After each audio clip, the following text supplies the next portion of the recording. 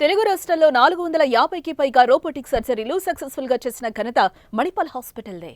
అధ్యక్ష, డాక్టర్ మన్మోహన్ సింగ్ గారి గురించి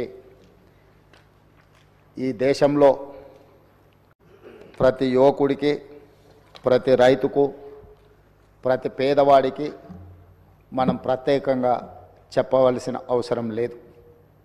ఎందుకు అంటే ఈ దేశంలో ఎల్పిజి లిబరలైజేషన్, ప్రైవేటైజేషన్, గ్లోబలైజేషన్ సరళీకృత ఆర్థిక విధానాలను తీసుకొచ్చి ప్రపంచంతోనే పోటీ పడే విధంగా మన భారతదేశాన్ని తీర్చిదిద్దడంలో మన తెలంగాణ బిడ్డ పివి నరసింహారావు గారు ప్రధానమంత్రిగా ఉన్నప్పుడు ఆర్థిక మంత్రిగా వారు వేసిన పునాదులు ఈరోజు భారతదేశం ప్రపంచ దేశాలతో పోటీ పడడానికి పూర్తి స్థాయిలో మనం పోటీ పడుతున్నాము అని అంటే ఆనాడు డాక్టర్ మన్మోహన్ సింగ్ గారు తీసుకున్న నిర్ణయాలు.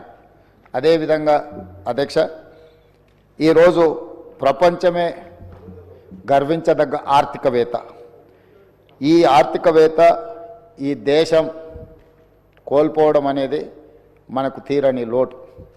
ఈ లోటు వారి కుటుంబానికే కాదు, యావత్ దేశానికి, ప్రపంచానికే ఒక గొప్ప తత్వవేత్త, ఆర్థికవేత్త, గొప్ప నాయకుడిని కోల్పోవడం జరిగింది.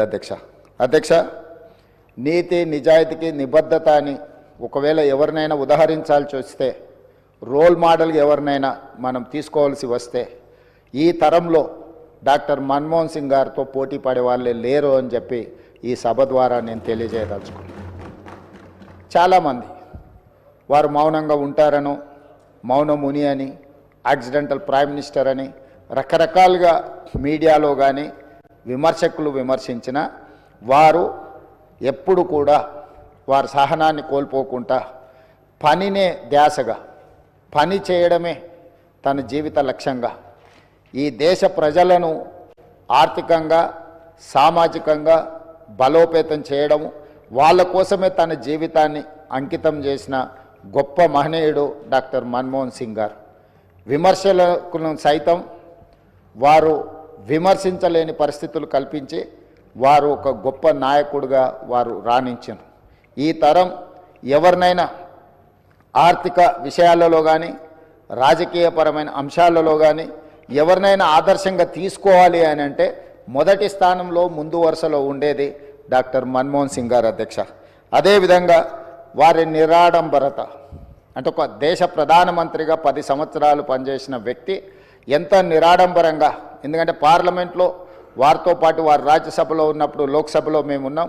ఒక ధర్నా కార్యక్రమంలో నేను, పెద్దలు ఉత్తమ్ కుమార్ రెడ్డి గారు, కోమటిరెడ్డి వెంకటరెడ్డి గారు వారితో పాటు ధర్నా కార్యక్రమంలో కూర్చున్నాడు. వారు వచ్చి మా మధ్యలో మాతో పాటు కూర్చొని ఈ ప్రజాస్వామ్యాన్ని పరిరక్షించాలి, ప్రభుత్వాలు ఆధిపత్యం చెలాయించడమో, పెత్తనం చెలాయించడానికి చట్టాలను వినియోగించుకోవడాన్ని వ్యతిరేకిస్తూ మాలాంటి మొదటిసారి పార్లమెంట్ సభ్యులైన మాతో పాటు కూడా అక్కడికి వచ్చి నిరసన కార్యక్రమంలో కూర్చొని వారు ప్రజాస్వామ్యం పట్ల ఎంత విశ్వాసంతో, ప్రజాస్వామ్యాన్ని పరిరక్షించాలన్న లక్ష్యంతో ఏ విధంగా పనిచేసినరో వారితో పాటు ఆ రోజు ధర్నాలో పాల్గొనడం అనేది నాకైనా, పెద్దలు ఉత్తమ్ కుమార్ రెడ్డి గారికైనా, కోమటిరెడ్డి వెంకటరెడ్డి గారికైనా జీవితకాలం గుర్తుండిపోయే సంఘటన. అధ్యక్ష, ఎవరైనా ప్రధానమంత్రి, ఆర్థిక మంత్రిగా, రిజర్వ్ బ్యాంకు గవర్నర్గా, అదేవిధంగా ఫైనాన్స్ కమిషన్ సభ్యులుగా ఇలా రకరకాల హోదాలు చేసి దేశ ప్రధానమంత్రి స్థాయికి ఎదిగిన వ్యక్తి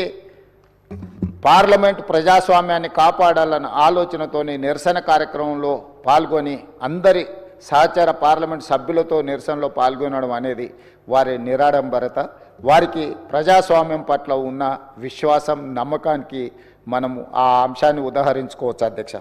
అదేవిధంగా అధ్యక్ష, డాక్టర్ మన్మోహన్ సింగ్ గారి గురించి ఈ దేశం, ముఖ్యంగా ఈ దేశంలో ఉన్న రైతాంగం ఈరోజు ఉపాధి హామీ పథకం, భూమి లేని కూలీలకు ఒక పని కల్పించాలి 100 రోజులు.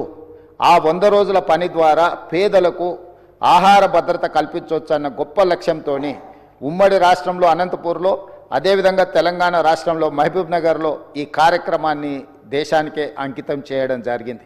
ఇదే విధంగా సమాచార హక్కు చట్టం కావచ్చు, రైట్ టు ఎడ్యుకేషన్ కావచ్చు, ఫుడ్ సెక్యూరిటీ కావచ్చు, ఇట్లా ప్రతి అంశంలో పారదర్శకమైన పరిపాలనను అందించాలి అని అంటే పరిపాలనలో తీసుకురావలసిన మార్పులను అన్నింటినీ వారు ఏ మాత్రం కూడా వెనకడుగు వేయకుండా ప్రజలకు ఉపయోగపడుతుంది అని అనుకుంటే వారు ఏ మాత్రం కూడా వెనక ముందు ఆలోచన చేయకుండా 10 సంవత్సరాలు ఒక అద్భుతమైన పరిపాలన అందించడమే కాకుండా చట్టంలో సమూలమైన మార్పులను తీసుకురావడం జరిగింది అధ్యక్ష.